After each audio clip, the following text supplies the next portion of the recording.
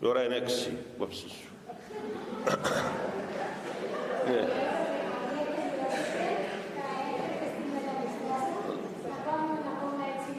Μια αναγρυπνία με ερωτήσεις.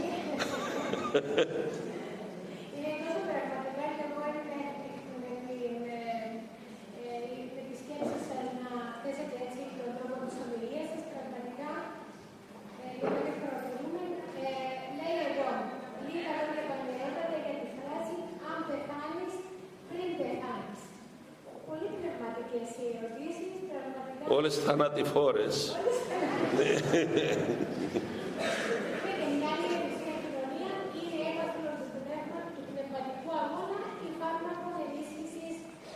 Ναι, αυτή είναι καλή αυτή να απαντήσω. Ναι, ευχαριστώ. Λοιπόν, ξέρετε αυτό που είπαμε είναι όλες θανατηφόρες, με συγχωρείτε, είναι σχήμα λόγου και χιούμορ, λίγο μπλακ. Πηγαίνω 20 χρόνια στα γυμνάσια λύκεια της περιοχής. Αυτό που κάνουμε μαζί, το κάνουμε με τα παιδιά. Του λυκείου ειδικά, Δευτέρα λυκείου είναι πιο κατάλληλη τάξη. Μου βάζουν τις ερωτήσεις, μου τις φέρνει ο καθηγητής στο γραφείο και τις χωρίζω σε ομάδες, για να γίνονται οι απαντήσεις πιο γρήγορα. Και μετά πάω στις παιδιά και μου κουβεντιάζομαι βέβαια. Χωρίζονται, για να ξέρετε, τα σύγχρονα παιδιά, όχι μόνο τα σύγχρονα, και πριν 20 χρόνια τα ίδια με ρωτούσαν. Αλλά και τώρα που είναι παιδιά του διαδικτύου, τα ίδια πάλι. Η μία μεγάλη ομάδα των ερωτήσεων είναι τα θανατικά. Τούτα που ερωτούν. Τι υπάρχει στην άλλη ζωή, βλέπουν και οι κοιμημένοι, έχουν σχέση μας, πώς τους βοηθούμε. Η δεύτερη ομάδα είναι τα ερωτικά. Ναι, είναι, αυτά θα έχουν να ρωτήσουν. Και καλύτερα να μάθουν ορισμένα πράγματα που το δεσπότη τους, παρά από οποιοδήποτε αδέσποτο που θα τους εκμεταλλευτεί. Και ιδιαιτέρως τα κορίτσια. Ξέρετε πόσα κορίτσια τους βρήκα μετά μεγάλες γυναίκες και μου είπαν, ακούουμε τις φωνές σου μέσα στα αυτιά μας όταν χρειάστηκε να κάνουμε έκτρωση, που μας εφώναζες, που μας έλεγες μην βάψετε τα χέρια σας κοπέλες μου με αίμα των παιδιών σας και θα σας κυνηγάει η κατάθλιψη. Μετά και τα ακούαμε, λέει, και φτάσαμε μέχρι το γιατρό και στραφήκαμε πίσω και προτιμήσαμε να κρατήσουμε παιδιά ως εξόγαμα παρά να τα κάνουμε έκτρωση. Άρα πόσο βοηθά αυτή η επαφή. Τα δεύτερα λοιπόν είναι τα ερωτικά και η τρίτη ομάδα είναι για τα μαγικά, για τους δαίμονες, διότι τα παιδιά αυτά που τα μαθαίνουν από το διαδίκτυο και από την περιέργεια και από μερικούς συνομήλικους οι οποίοι ασχολούνται με αυτά.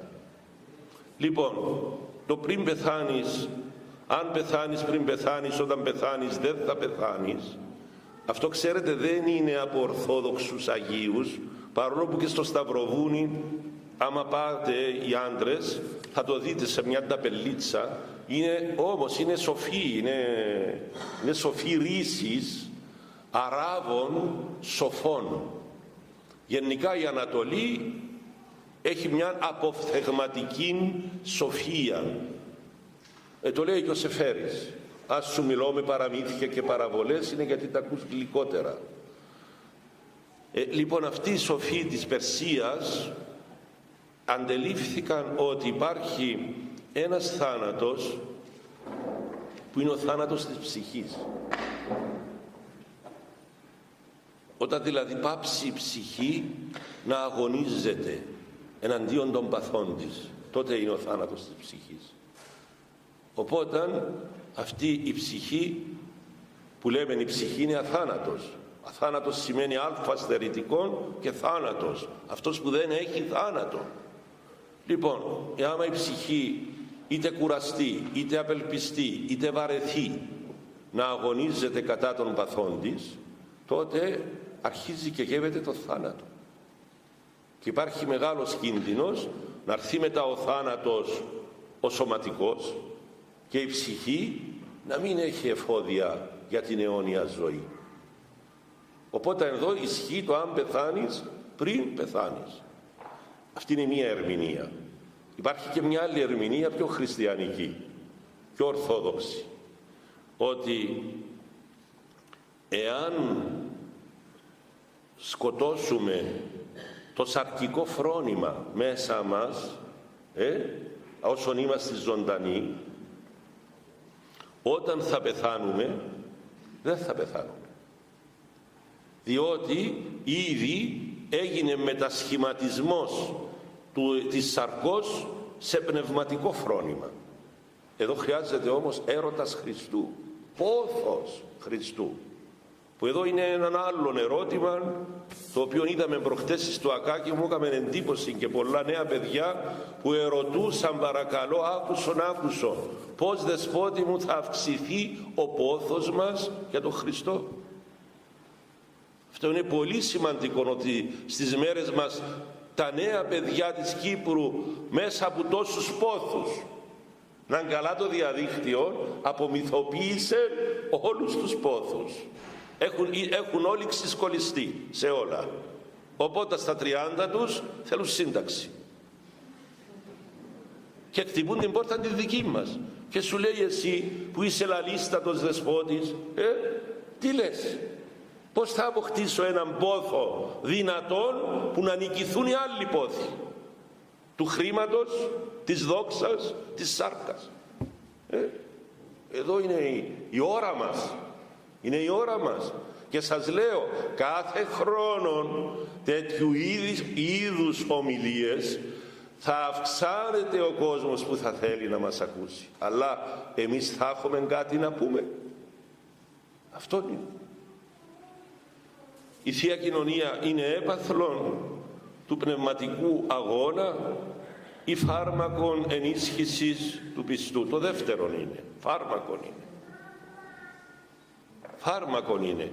Ουδής άξιος τον επί της γης συνδεδεμένο. Εάν δεν το πει ο Παπαγιώργης αυτόν στην ευχή του Χερουβικού, ότι είμαι ανάξιος, Χριστέ μου, να σε λειτουργήσω και να σε κοινωνήσω, δεν μπορεί να σταθεί μέσα του, ούτε μπροστά στην Αγία Τράπεζα. Το ίδιο ισχύει και για μένα και για τον διάκον και για τον κάθε λαϊκό.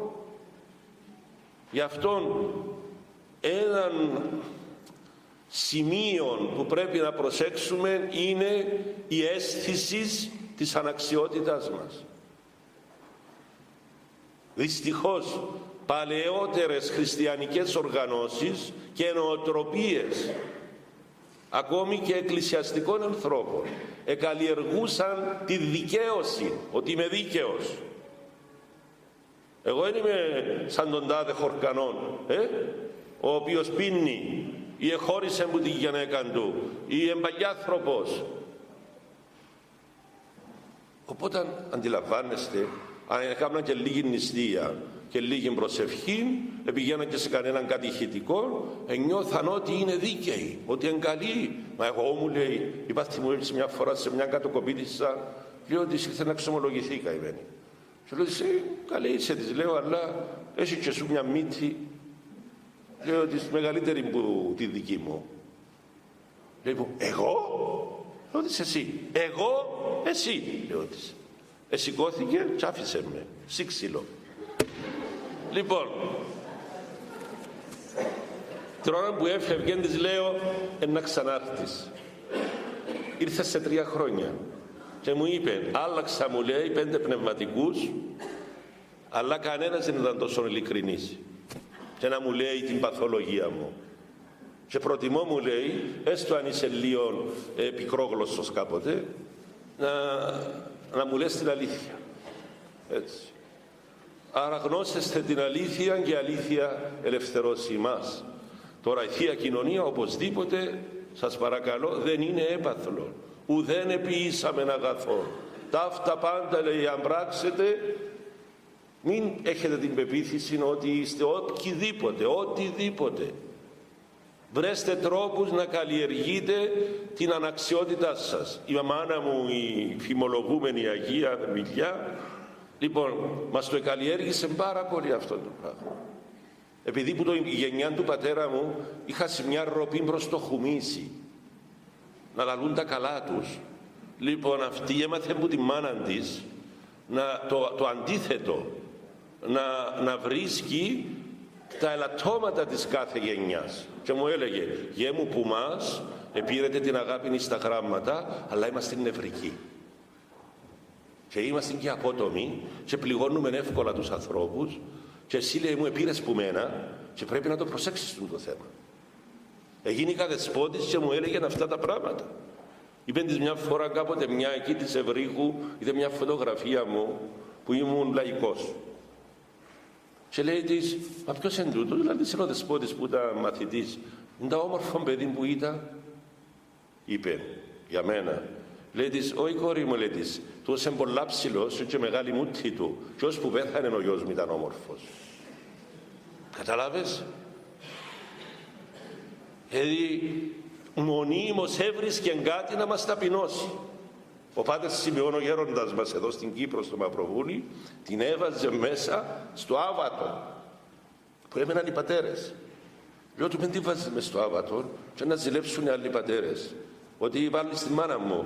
Λέει μου, μα δεν τη βάζω επειδή είναι μάνα σου. Τη βάζω επειδή είναι η μιλιά. Και μπορεί, μου λέει, να μας ταπεινώνει. Αφού εμένα δεν μου ακούτε, λέει, να ακούτε της γιαγιάς. Και πράγματι, του κάθε ενός μας έλεγε αυτό το οποίο μας έλειπε. Αποτέλεσμα, την πρώτη φορά να αντιδρούσαμε, τη δεύτερη εκλωτσούσαμε, την τρίτη προβληματιζόμαστε. Και με αυτόν τον τρόπο την αγαπούσαν όλοι. Και ξέραν όλοι, άμα πάω κοντά της, θα έχω μια αποκάλυψη του χαρακτήρα μου. Αλλά το απολάμβανες, διότι αυτόν ήταν ιαματικό, ήταν θεραπευτικό. Μια πληγή, αν δεν την ανοίξεις, πώς να την κάνεις εγχείρηση? Είναι έτσι.